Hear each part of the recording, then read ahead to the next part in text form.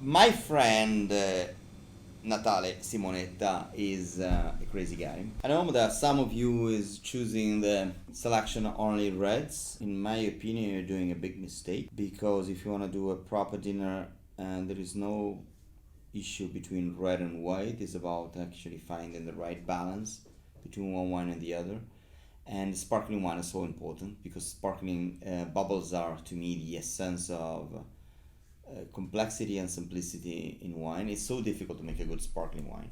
The point of sparkling wine is a difficult matter because to make bubbles it's really easy. You just put some yeast in the bottle, you make something drinkable.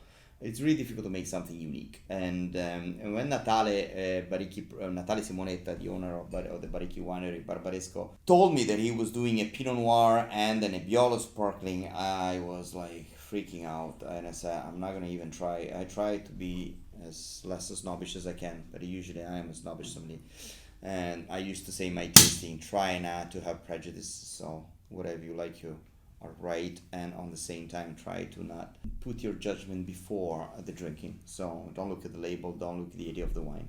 When it comes to sparkling, I'm usually quite suspicious, and so when Natalia gave me this bottle, I was really, really, really nervous.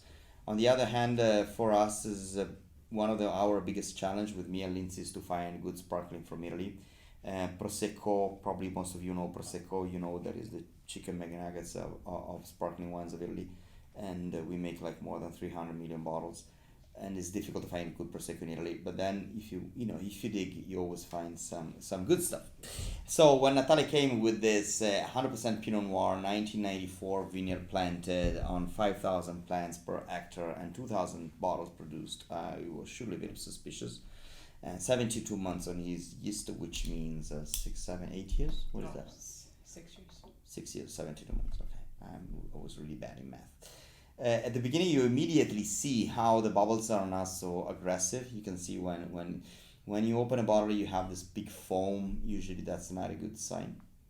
And you see that it's actually quite rattling on the glass. I'm using a beautiful Zalto glass, which helps.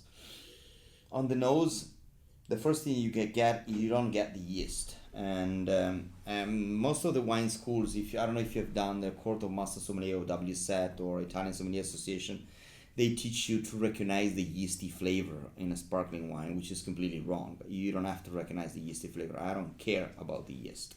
I care about the wine. If you go to in Champagne, the small producer of Champagne, they will tell you a good thing of a sparkling wine is the fact that you don't get the yeast. Is a wine that apparently comes with a bit of a bubble, but it's not even the main issue, the fact that the wine has bubbles. So the main character of the wine is based on the grape and the grape variety on the soil.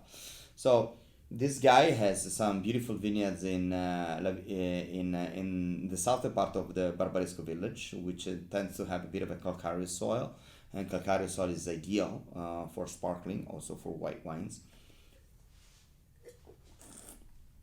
Wow. I actually get on this wine that is kind of a creaminess, which is not fat. It's got a slightly hint of sage, like wild sage and herbal. And on the same time, we have a slightly hint of butter, which is not a fat butter flavor, like those cheesy Chardonnay that are mainly produced in Napa and sometimes even in California or in south of Sicily.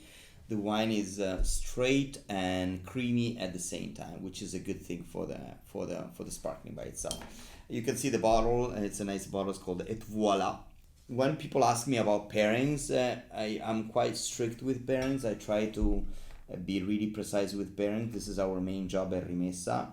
In this case, do whatever you want with this wine. You can pair it almost with everything because it's got a lightness, a bit of acidity, a bit of a buttery flavor, slightly creamy finish at the end, slightly sagey, herbal finish on the nose actually. So it could go with aperitif, it could go with fat dishes. Always remember the bubbles wash and clean your palate, so they can go with everything.